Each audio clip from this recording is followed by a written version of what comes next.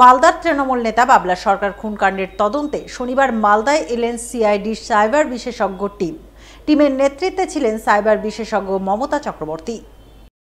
টিমের নেতৃত্বে ছিলেন সাইবার বিশেষজ্ঞ মমতা চক্রবর্তী। তিনি বাবলা সরকার খুনকাণ্ডে ধৃতদের কাছ থেকে উদ্ধার মোবাইল থেকে যে সমস্ত নমুনা সংগ্রহ করা হয়েছে তা এদিন ম্যাজিস্ট্রেটের সামনে পরীক্ষা করেন।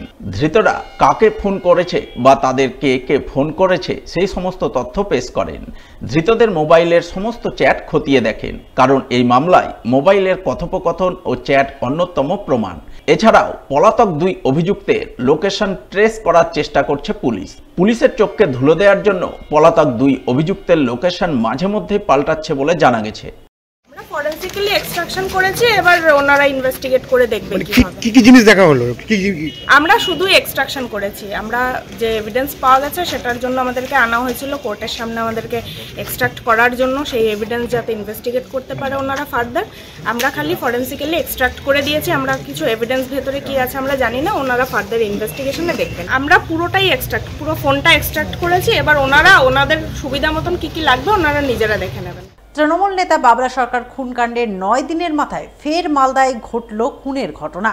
এবারে রাতে ঘুমিয়ে থাকা এক 70 বৃদ্ধকে নৃশংসভাবে কুপিয়ে খুন করল দুষ্কৃতীরা। ঘটনায় দুষ্কৃতীদের হামলায় গুরুতর জখম হলেন মৃতের স্ত্রী। বর্তমানে তিনি আশঙ্কাজনক অবস্থায় চিকিৎসাধীন হাসপাতালে। শুক্রবার গভীর রাতে ঘটনাটি ঘটেছে মালদার হরিশ্চন্দ্রপুর থানার কুশলপুর গ্রামে। জানা গেছে দুষ্কৃতীদের হাতে নিহত বৃদ্ধের নাম জসিমউদ্দিন, বয়স 72 বছর, বাড়ি হরিশ্চন্দ্রপুর থানার কুশলপুর এলাকায়। স্থানীয় সূত্রে খবর, শুক্রবার গভীর রাতে বাড়িতেই বৃদ্ধ জসিমউদ্দিনকে কেউ বা কারা কুপিয়ে খুন করে। তবে শুধু তাকে কুপিয়ে খুন নয়, দুষ্কৃতীরা তার ষাটোর্ধ্ব স্ত্রীকেও কুপিয়ে খুন করার চেষ্টা করে বলে খবর, যার জেরে আক্রান্ত স্ত্রী বর্তমানে আশঙ্কাজনক অবস্থায় চিকিৎসাধীন হাসপাতালে। কি হয়েছিল, আমার শ্বশুর শাশুড়ি শুয়েছিল আর তার ভিতর কি হলো না হলো, আমার শাশুড়ি মা চিৎকার করলো, সবাই মিলে আমরা দেখছি তো শ্বশুরের খুন, শাশুড়িকেও কাটা আছে। কিসে কোথায় কেটেছে? এখানে কেটেছে আর এখানে কেটেছে, তারপরে এখানে কেটেছে, 3 জায়গায় কেটেছে। কে বা কারা করেছে দেখতে পেয়েছিলেন? না, আমরা দেখতে পাইনি। ডেড বডি হয়ে গেছে শ্বশুর, আর শাশুড়ি বাঁচে আছে, মালদায় আছে। কে বা কারা এই ঘটনা করিয়েছে কি মনে করছেন? পারছি না। কারোর সঙ্গে কোনো শত্রুতা ছিল? না, কারোর সঙ্গে। কে বা কারা ওই বৃদ্ধকে খুন এবং বৃদ্ধের স্ত্রীকে খুনের চেষ্টা করলো সেই ব্যাপারে এখনো কিছু জানা যায়নি। এমনকি খুন বা খুনের চেষ্টার কারণ সম্পর্কেও কিছু জানা সম্ভবপর হয়নি। তবে পরিবার সূত্রে খবর, বৃদ্ধ দম্পতির সঙ্গে তার জামাইয়ের বিবাদ চলছিল। সেই বিবাদের জেরে বৃদ্ধ দম্পতি তার মেয়েকে জামাইয়ের বাড়ি থেকে নিজের বাড়ি আনলে জামাই অপহরণের মিথ্যা মামলা করেছিল বলে খবর। সেই ঘটনার জেরে এই খুন এবং খুনের চেষ্টা কিনা তা নিয়ে রহস্য দানা বেঁধেছে। হরিশ্চন্দ্রপুর থানার পুলিশ গোটা ঘটনা খতিয়ে দেখতে তদন্ত শুরু করেছে। এর আগে আমার কাছে গল্প করেছিল পীরের মাজারের কাছে, রোডের উপরে, ওখানে বকরি চড়াতো। আমাকে বললো যে বেহাই আমাকে শাসন করছে। তো কে? তা আমার জামাই আছে বহরুসনপুরের, ও বলছে কি যে তোকে আমি দেখে নিব। আমার কাছে এটা গল্প করেছিল, ওই যে যাকে আজকে ফোন করলো। ওর মেয়ে যাচ্ছে না ওর বাড়িতে, ওর মেয়ের নিয়ে একটু অশান্তি হতো, ভালোবাসা করে বিয়ে করেছিল, তারপরে অশান্তি করতো মেয়েকে। এখন ওর মেয়ে ও পাঠাচ্ছে না, তারপরে ওর উপরে কিডন্যাপের কেস করলো একটা থানায়। আমাকে ওর নিজের মেয়েকে কিডন্যাপ করে রেখেছে। কত যেয়ে নিয়ে ওই কেসটাকে তদন্ত করে পুলিশ কেসটাকে খতম করেছিল।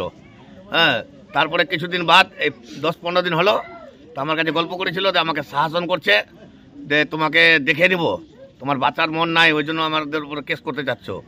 ওই হুমকির পরে আজকে খুন। আমরা তদন্ত করে আসামিকে ধরা হোক, তার ফাঁসি হোক। তো যে লোকটার বাড়িতে ঘটনা ঘটেছে ওর আবার হার্টের প্রবলেম আছে, তো আমরা ভাবলাম মানে হার্টের কোনো প্রবলেম ঘটেছে, এই জন্য কান্নাকাটি করছে।